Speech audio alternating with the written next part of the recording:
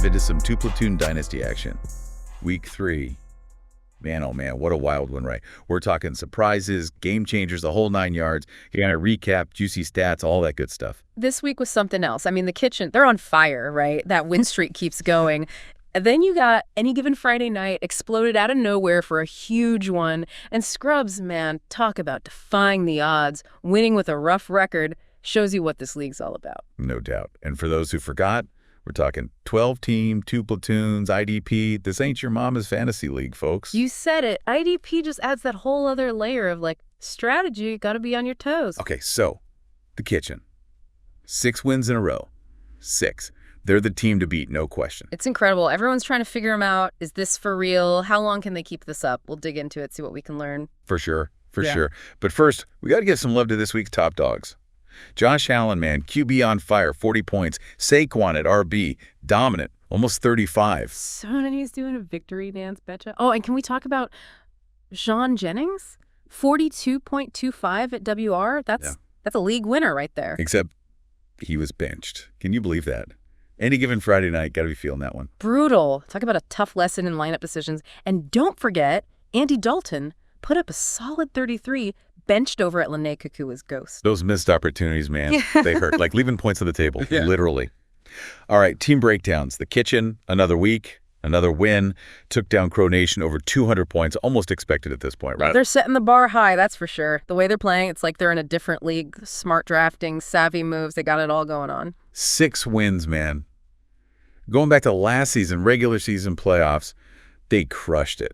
Now they're just, I don't know, toying with everyone. What's their secret? That's the question, right? Everyone wants that magic formula. It's not just one thing, though. It's got to be a bunch of factors coming together.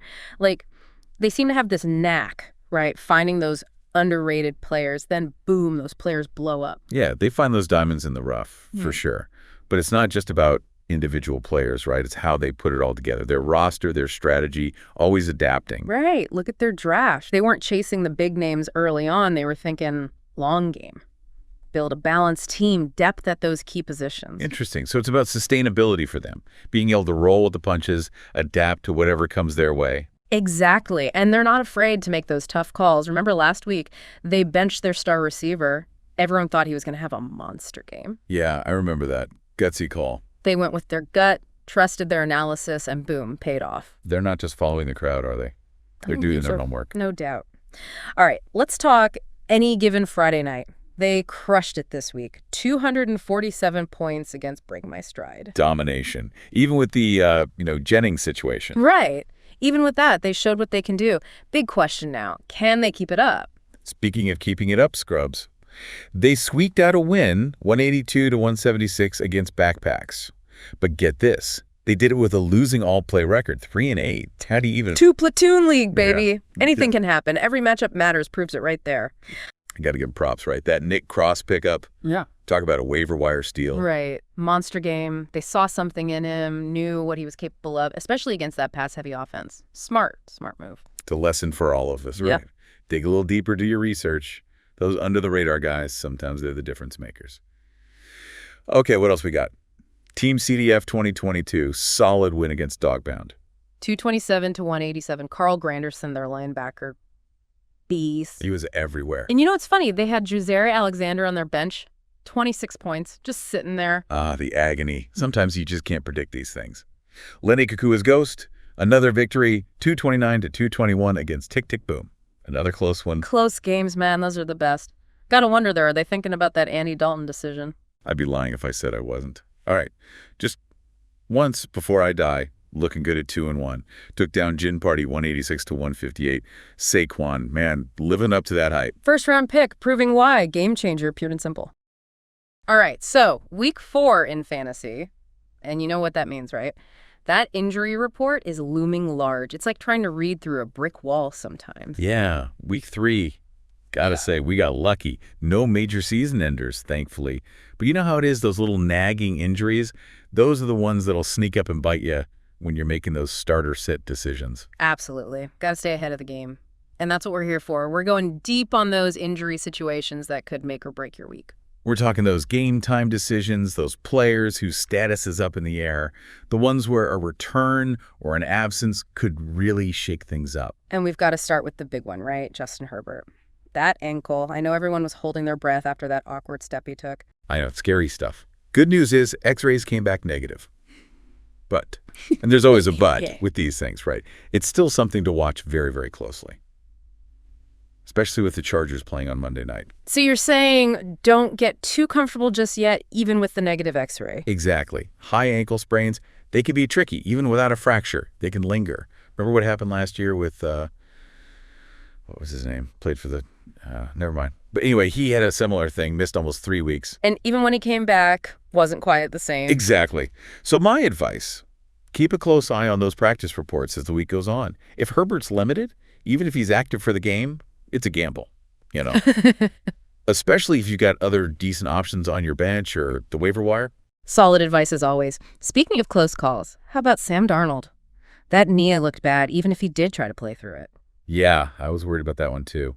But good news again, the MRI showed no structural damage, which is huge. So we're breathing a sigh of relief there. I think so, yeah. Unless something pops up in practice, I'd say you can feel pretty good about starting Darnold this week. Music to my ears. Okay, so that's 2 quarterbacks potentially dodging bullets, but one guy who definitely did not dodge those hits, Skylar Thompson. 7 sacks. Ouch. Brutal. And, you know, with ribs, it's not just the pain, it's the breathing, you know. Even if he's cleared to play, how's his throwing motion going to be? I'm skeptical. Okay, so this is where those deep dive nuggets come in, right? Tyler Huntley time. He's not the flashiest backup, that's for sure. But if Thompson's out, Huntley becomes a pretty darn interesting waiver wire pickup. Remember week 12 last year? Vaguely. Remind me. He put up, like, what was it, 250 yards and 2 touchdowns against that tough opponent defense? Oh, yeah. Now I remember. Not too shabby at all. Exactly. Keep an eye on the injury report.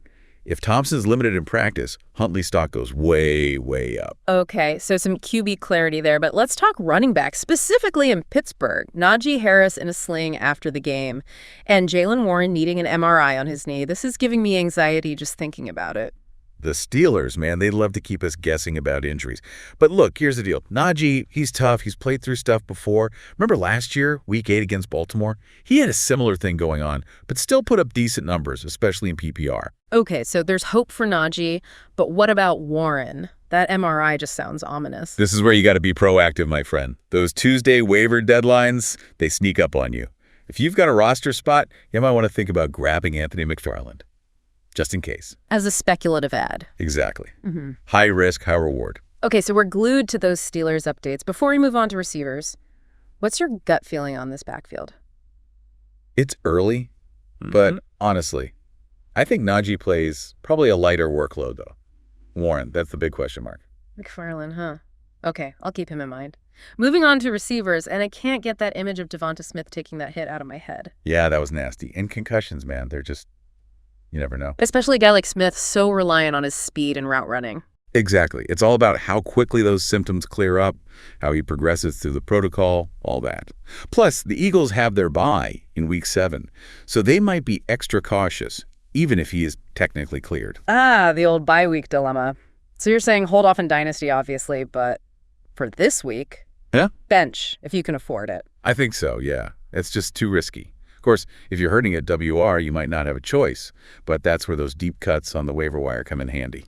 Always got to be digging. So any good news on the receiver front? What's the word on Jordan Addison's ankle? Vikings are calling him day to day, which doesn't tell us a whole lot, honestly. He did practice on a limited basis today, though. Limited is better than nothing, right? It's a start. But here's the thing with Addison. He does most of his damage on those short and intermediate routes. Doesn't need to be 100% to be effective.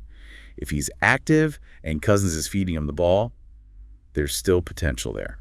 Interesting. So not a must-bench situation, but definitely one to keep an eye on. Exactly. Watch those practice reports closely. If he's upgraded to full participation by Thursday, Friday, that's a good sign. Got it. Okay, so some cautious optimism on Addison. What about Amari Cooper? That landing did not look good, and the Browns aren't saying much, which is never a good sign. Cooper's a tough one to read right now. No official word on what exactly happened, but those undisclosed injuries can be tricky.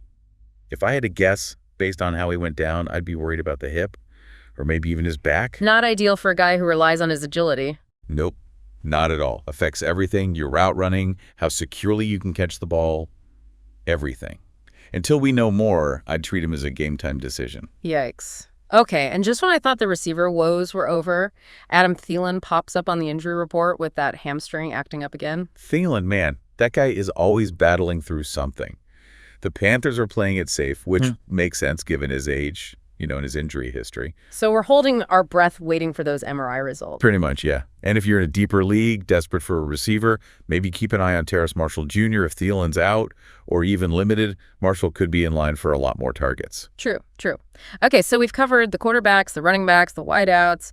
Let's move on to tight end, and I'm already feeling a sense of dread. Sam Laporta going down with that ankle injury, man, that hurt. Low ankle sprains, they sound kind of minor, but they can really linger. Affect a guy's explosiveness, ability to change direction quickly, and for a tight end, who needs that to break tackles? That's not good. He did come back into the game, though, which says something about his toughness. For sure. But it could also mean he wasn't 100% when he went back in, This is a tough one. Do you roll the dice with Laporta, hoping he can tough it out? Or do you play it safe? Ugh, the classic fantasy dilemma. Speaking of dilemmas, how about David Njoku? High ankle sprain, missed last week. I saw the coach's press conference, and honestly, I learned nothing. Yeah, those high ankle sprains, they're notorious for being slow to heal. Remember back in, when was it, 2021? I think it was. I can't remember the player, but same situation. Tried to play through it, and it just wasn't pretty. So you're saying even if Njoku is active, we should probably temper our expectations. I wouldn't expect much, at least not for a couple weeks. This is a good time to see what you've got stashed away on that waiver wire. All right. And finally, we can't talk tight end injuries without mentioning poor Trey McBride and that hit he took. Yeah, that was awful. Concussions are scary enough, but McBride has that history too, which adds another layer of worry. Honestly, in those situations, fantasy football is the last thing on my mind. Hope he's okay. Well said.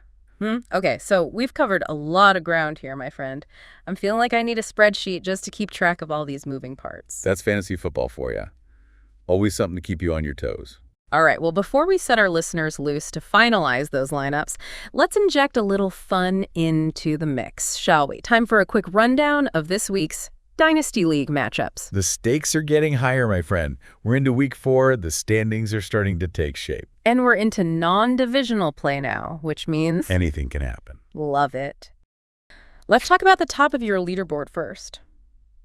The Kitchen, undefeated. 3 for 3. Can anyone stop them? 3 weeks undefeated, that's saying something, right? It's early in the season, sure. Right. But statistically speaking, they're looking really strong, especially that run game. Oh, yeah. Yeah, their running back duo, man, they're averaging 150 rushing yards per game together. So definitely a strong point for them. So Backpacks, their opponents this week, they better be ready to bring the pain on defense then, huh? Roll 100%. Yeah. This is where, like I was saying, the non-divisional schedule really adds that extra layer of, what's going to happen? Right, because you don't have that history to go off of. Exactly. Backpacks, they're 1-2 right now. Not bad. Right. But they haven't faced the same teams as the Kitchen, so it's really hard to say how those records stack up. Okay, so looking at another matchup here, any given Friday night going up against Team CDF 2022, both of these teams are sitting at 2-1. Ooh, that's a good one. Tight race there. Yeah, this feels like one of those matchups that could really go either way. What do you think? Oh, absolutely. Nail-biter for sure. If you look at the stats, any given Friday night, they've got a slight advantage when it comes to passing yards. But don't count out Team CDF 2022. Their wide receivers, they're sneaky good. Really? Yeah, racking up the points kind of quietly.